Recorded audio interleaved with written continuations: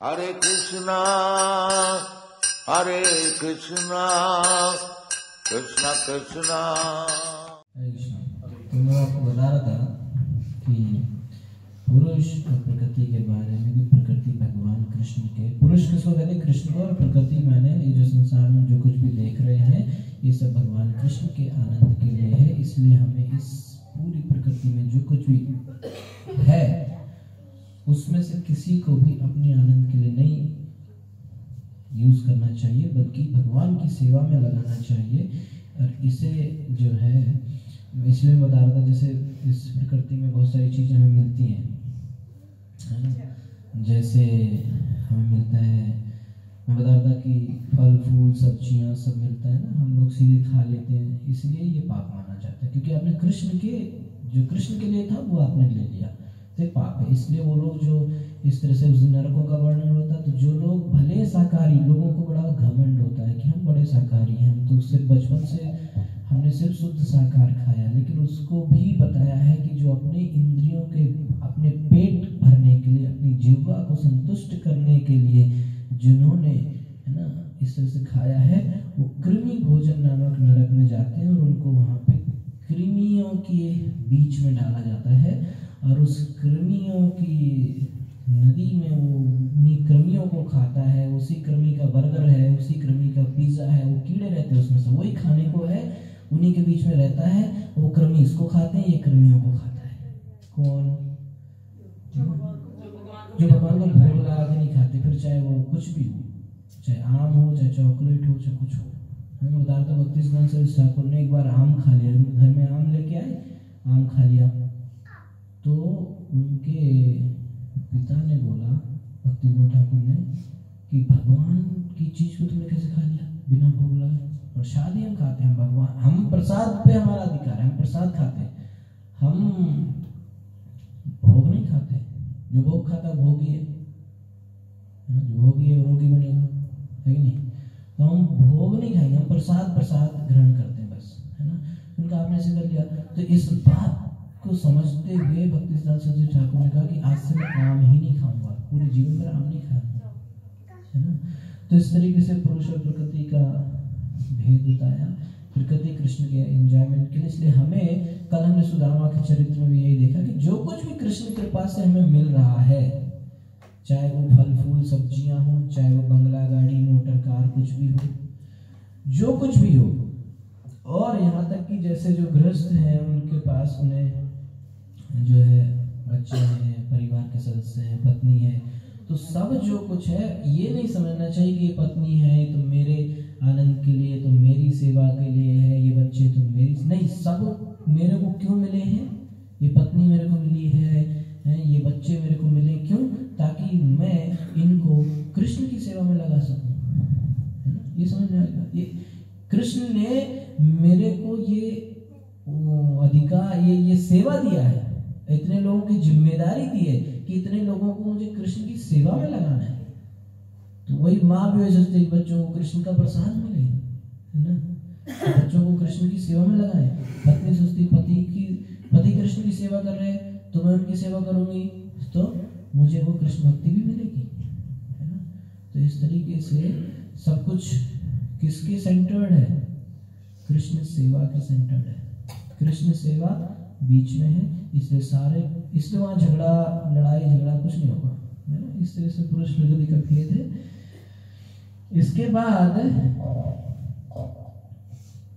इसके बाद आगे पूछ रहे हैं कि अपने ऊपर जो कोई अपराध करे, ये इंपॉर्टेंट है। मेरे को किसी ने गाली दिया, मेरे को किसी ने बुरा भला बोला, है ना, तो कुछ भी लोग आके बोल सकते हैं। तो उस स्थिति में मैं क्या करूं? आपकी बात समझ रहा हूं मैं, लेकिन अगर कोई मेरे अन्य से मेरे ऊपर कुछ करे तो मैं क्या करूंगा, है ना। तो उसके उत्तर में एक कथा बताते हैं, अवंती ब्राह्मण की कथा, है ना। तो एक ब्राह्मण था अवंती, है ना, उस जगह का नाम था, तो उस जगह के नाम से ही उसका नाम फेमस हो गया, अवंती ब्राह्मण। तो ये बहुत रिच था और पैसा इसके पास था, काफी खेती किसानी से सब आता था, बड़ा कंजूस था। कैसा? कंजूस। तो कुछ भी नहीं खर्च करने देता था, है ना। मान लो बच्चे ने एक आइसक्रीम खरीद ली, इतना डांटेगा कि वो, है ना, पत्नी ने एक साड़ी खरीद ली तो इतना डांटेगा, मतलब कुछ भी नहीं छोड़ता था, सब समेट के रखता था। कौन? तो इतना कंजूस था कि जहां जरूरत है वहां भी नहीं खर्च करता था। भाई अननेसेसरी मत खर्च करो, समझ में आता है, लेकिन जहां जरूरत है वहां तो खर्च करना पड़ेगा ना, वहां भी नहीं करता था, है ना। तो सब लोग ना, इसके बच्चे, पत्नी, रिश्तेदार, सब इसको ना बड़ा ऐसे ही समझते थे, यार ये कैसा। वो लोग ना इसको हमेशा कोसते रहते थे, सभी दुखी रहते थे, सभी परेशान रहते थे कि ये जो है हमें कोई किसी भी तरह का कोई चीज जो है उसको नहीं मिलता था, उनके परिवार के लोगों सदस्य कुछ नहीं मिलता था। एक दिन क्या हुआ कि कुछ चोर आए और अवंती के घर में डाका डाला, चोरी किया और सब कुछ ले गए, कुछ भी नहीं छोड़ा। अब ले, तब जो है इसको बड़ा अजीब लगा। तो जिस तरह से पिंगला के साथ हुआ ना कि उसको भी कोई नहीं आया तो अचानक उसको अंदर से एक फ्रस्ट्रेशन हुआ और वो विरक्त हो गया। ऐसे अचानक अवंती को लगा यार ये सब बेकार है, और वो भी विरक्त हो गया। और जब वो इस तरीके से विरक्त हो गया तब जो है उसको समझ में आया कि उसका जो वजन सिर पे उसने लाद रखा था ना, उसे बहुत हल्का हल्का फील होने लगा, है ना। जैसे एक चीज उसको हमेशा ये डर रहता था कहीं चोरी हो गई हो, अब कोई डर नहीं, है ना। तो फ्री हो गया। ऐसे करके उसको वो खुद कहता है कि मैं 15 चीजों से मुक्त हो गया, है ना, जिसमें हिंसा, झूठ बोलना, काम, क्रोध, इस तरह से बहुत सारी चीजें बताता है ना। और ये सब चीजों से वो फ्री हो गया, मुक्त हो गया। तो उसको अच्छा लगने लगा और उसने अपना मन कृष्ण के चरणों में लगा दिया और इस तरीके से उसने संन्यास ले लिया। त्रिदंडी सन्यासी बन गया, वो सब छोड़ दिया उसने, है ना। और वो कहता था कि एक्चुअली में मैंने तो कोई अच्छा काम नहीं किया, पर भगवान कृष्ण ने मेरे ऊपर अहेतु की कृपा कर दी है और ऐसा मेरे जीवन में करवा दिया कि मेरे सब सामान चोरी हो गया, सब कुछ हो गया। और चूंकि ये पहले तो इसने किसी घर वाले रिश्तेदार को कुछ दिया नहीं, तो कोई इससे अभी अब तो सब चोरी हो गया, तो अब क्यों इससे प्रेम करेंगे, कोई पहले नहीं करते थे। तो इस तरह से ये वो कहता है कि ऐसी स्थिति भगवान ने बना दी कि मैं सब भौतिक मोह माया छोड़ दिया और उनके चरणों में सेवा में, भक्ति में लग गया। तो कृष्ण कृपा हो गई मेरे ऊपर, इस तरह से सन्यासी बन गया। अब वो सन्यासी बन गया तो वो गांव-गांव में जाता था, क्या के लिए? भिक्षा मधुकरी करने के लिए। तो लोग तो जानते थे इसको, है कि नहीं? ये बड़ा समस्या होता है। पहले क्या करता था, अब साधु बन गया, अब बड़ी समस्या होती है फिर, है ना। बोलते ना कि every saint has a past, every thief, क्या होता है, every thief has a future, ना। जो साधु है, हर साधु का एक पास्ट होता है, और इसलिए साधु बनने के बाद पुराना फेसबुक अकाउंट बंद कर देना चाहिए, है कि नहीं। तो आपने सुना होगा एक अंगुलीमाल डाकू की कथा, सुनी किसी ने? अंगुलीमाल डाकू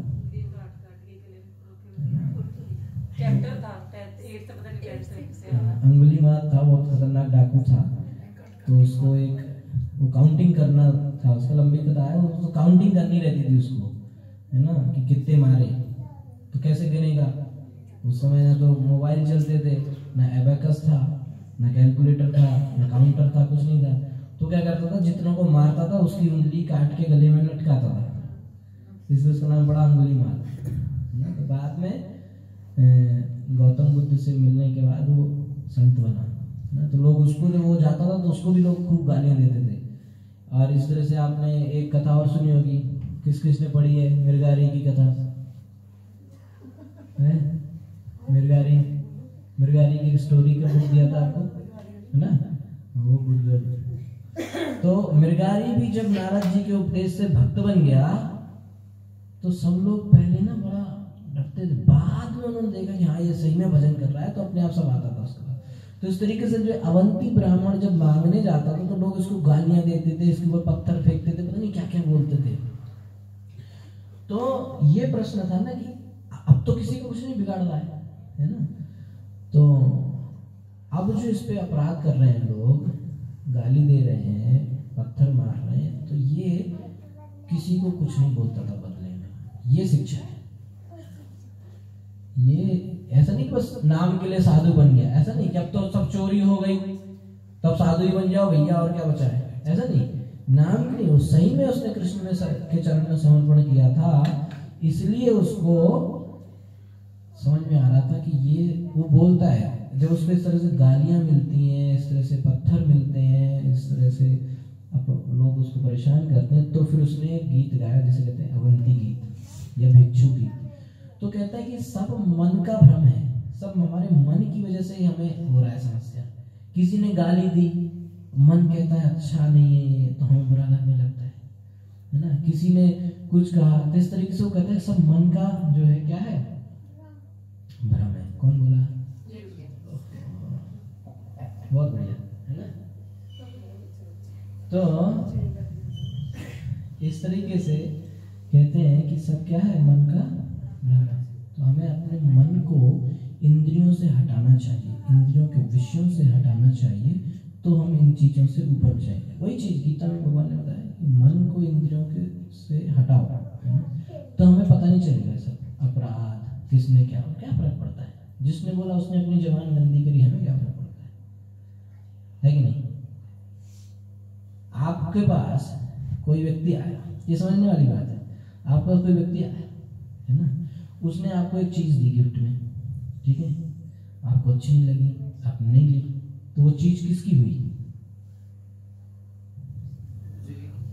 किसकी? जो लाया था या जिसके लिए लाया था? जो लाया था। सेम, आपको किसी ने गाली दी, आपको अच्छी लगी रख लो, नहीं लगी मत लो, तो किसको मिली वो? तो इतना आसान है ना? सब मन का खेल है, सारा मन का सिस्टम है। हमारे, मैं बाइक से जा रहा हूं, मेरा बाइक पंचर हुआ, मुझे बुरा लगा, पंचर वाले को अच्छा लगा, है कि नहीं। चीज वही हुई, मेरे को अच्छा लगा, मेरे को बुरा लगा, उसको अच्छा लगा। ये बड़ा संसार का नियम ऐसा ही है। डॉक्टर क्या प्रार्थना करता होगा रोज, बताओ?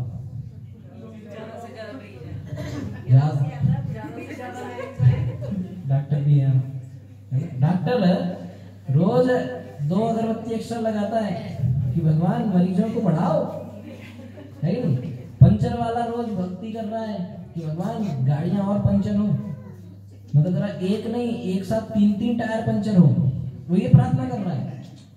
सही है कि नहीं? मैं कोई गलत तो बता नहीं रहा हूँ, सोचो, आप सोचो, है कि नहीं। डॉक्टर क्या ये तो प्रार्थना करता होगा, पंचर वाला ये प्रार्थना करता होगा, और जो अंतिम संस्कार की लकड़ियां बेचता है या ताबूत बेचता है, वो क्या प्रार्थना करता होगा?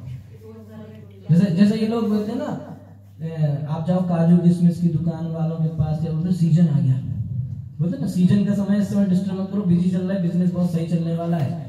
तो संसान वाले का सीजन कब आता है? तो वो भी जैसे मान लो सुनामी आ गई, है कि नहीं, सुनामी आ गई, तो वो तो सोचता होगा कि अरे पिछले साल जो मैंने बोला था ना कि 11 नारियल चढ़ाऊंगा, अगर सुनामी आई तो आ गई, है कि नहीं, ऐसे तो होता। तो उसके लिए तो सीजन आ गया, है ना। जैसे अभी कुछ यहाँ पे नया लगे, जैसे विंटर आती है तो गर्म कपड़े वाले सोचते हैं बिकेंगे, है ना, तो उसको लगा कि जैसे मौसम विभाग ने जानकारी दी कि तूफान आने वाला है, मरने की आशंका है, तो कहेगा भगवान ने सुन ली, मेरा बिजनेस चलेगा, है कि नहीं। सोचो आप, सब मन का खेल है ना, सब कुछ मन का है। हमको लगता है कि ये व्यक्ति मुझसे प्रेम करता है, सब मन का खेल है। उसने कुछ बोल दिया, अरे ये तो बेकार है, मन में ही सब चल रहा है ना। तो इस तरीके से आगे वर्णन आता है कि मन को कंट्रोल करना है, ठीक है, लेकिन मन को कंट्रोल करने के लिए क्या कोई चीज है जो हम, ठीक है, हम विधि अपनाएंगे, मन को कंट्रोल करेंगे, पर कोई एक चीज, कुछ ऐसा है क्या जिससे हमें बहुत सतर्क रहना चाहिए?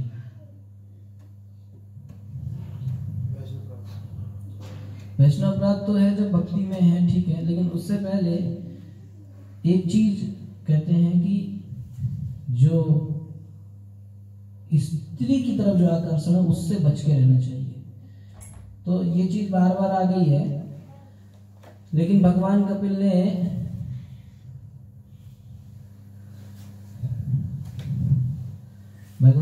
ने माता देवहूति को इस बारे में बताया था। ये आपने बार बार सुन लिया होगा, कश्यप दीदी संवाद में सुना, मोहिनी ने भी कहा कि स्त्रियों से बच के रहो, कश्यप ने कहा, उर्वशी ने कहा, सबने कहा, और भगवान कपिल ने माता देवहूति से भी कहा, है ना। तो और कपिल भगवान ने माता देवहूति से एक बात और कही, क्या, ये समझने का है।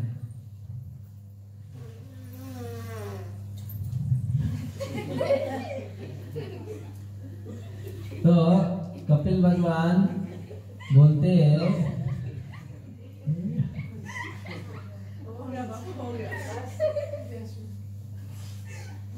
हरे कृष्ण, तो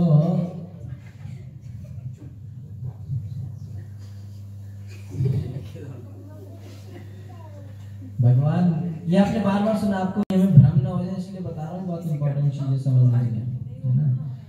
तो बार बार सुना कि स्त्री से दूर रहना है, स्त्री से भ्रम में नहीं फंसना है। तो भगवान कपिल देव माता देवहूति को कहते हैं कि जिस तरीके से पुरुष के लिए, आदमी के लिए स्त्री माया है, उसी तरीके से स्त्री के लिए आदमी माया है। आदमी सोचता है कि मेरे पत्नी है, बच्चे हैं, सब है, यही मेरा संसार है ना, अपना घर है स्वर्ग से सुंदर, नहीं।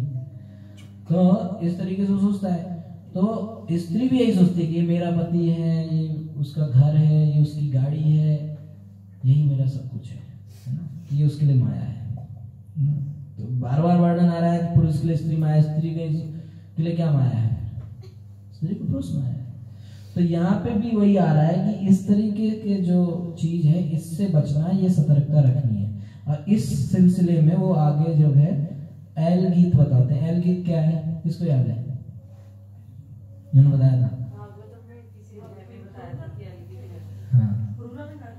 तो इला के पुत्र पुरूरवा जब उर्वशी के वियोग में थे और जब उनको समझ में आया, तब उन्होंने ये गीत गाया, जिसे इला के पुत्र होने की वजह से उन्हें एल बोला गया, जैसे कुंती के पुत्र होने की वजह से क्या बोला गया, कौंते, बोला गया एल। तो एल गीत के माध्यम से कृष्ण जो है उद्धव को समझाते हैं कि किस तरीके से इस चीज से हमें बचना चाहिए, है ना। तो एल यानी कि महाराजा पुरूरवा कहते हैं कि हाय मैं समझा नहीं इसको और इसमें फंस गया। और जिस तरीके से वो खुद को कहते हैं कि मैं इस तरीके में इतना बड़ा समझदार था, इतना बड़ा राजा था, और फिर भी मैं इसको समझा नहीं। और जैसे वो घोड़ा होता है, गधा गधी के पीछे जाता है और गधी उसको दुलत्ती मारती है और फिर भी पीछे जाता है, फिर वो एक लात मारती है, फिर वो पीछे जाता है, फिर वो एक लात मारती है, वो पीछे जाता रहता है। तो अगर इसी तरीके से वो मेरे को मारती थी और मैं उसके पीछे भी जाता था, वो मेरे को धिक्कार दी थी, छोड़ के चली गई, मैं रो रहा था, मेरी बुद्धि को हुआ क्या था, मैं समझा नहीं इसको, बहुत देर हो गई तब समझ में आया। तो जब उसको समझ में आया तब उन्होंने गीत गाया, है ना। तो ये जब समझ में आता तब गीत गाते हैं, ये भागवतम से आ रहा है, ठीक है। तो इस तरीके से एल गीत के बारे में महाराजा पुरूरवा के कष्ट को बताया कि वो कैसे समझे, वो अपने बात को बताते, अपना रियलाइजेशन बताते कि मेरे को ये अनुभव हुआ, अब इस चीज से बच के रहना चाहिए, ठीक है। इसके बाद आगे बताते हैं भगवान के विग्रह की सेवा के बारे में। कैसे विग्रह की पूजा करनी चाहिए। और एक प्रश्न आगे पूछते हैं जो कि 19वां प्रश्न है कि कौन पूछ रहा है? हाँ, उद्धव गीता चल रही है, समझ में आ रहा है ना आपको, है ना। तो वो पूछते हैं कि भौतिक जगत में कौन रह जाएगा, है ना। तो कहते हैं कि जो व्यक्ति में दृढ़ निश्चय की कमी है, दृढ़ निश्चय समझते हैं ना, डिटर्मिनेशन, लैक ऑफ डिटर्मिनेशन की वजह से व्यक्ति भौतिक जगत में भटकता रहेगा। ठीक है, तो डिटर्मिनेशन होना चाहिए, हम होंगे, राइट, वी शैल ओवरकम। तो हमें एक डिटर्मिनेशन, रूप गोस्वामी का उत्साह, निश्चय, धैर्य, निश्चय, दृढ़ निश्चय होना चाहिए कि हाँ मैं प्रभुपाद जी के शरण में आ गया हूँ, गुरु परंपरा मुझे मिल गई है, प्रामाणिक ग्रंथ मुझे मिल गए हैं, और हरे नाम केवलम हरि नाम, हरे कृष्ण नाम मुझे मिल गया है, और अगर मैं इसको अच्छे से पालन करूंगा तो मुझे ये विश्वास है, ये निश्चय है कि एक दिन सफलता मिलेगी। क्यों? आचार्य ने कहा है, प्रभुपाद जी ने कहा है कि सफलता मिलेगी। तो इसके बाद अंतिम प्रश्न पूछने की कैसे परफेक्ट स्थिति को प्राप्त किया जा सकता है। तो कृष्ण कहते हैं एक ही उपाय है, क्या है? भक्ति। ठीक है, तो इस तरीके से जो है 11वां स्कंद यहाँ पे पूर्ण होता है।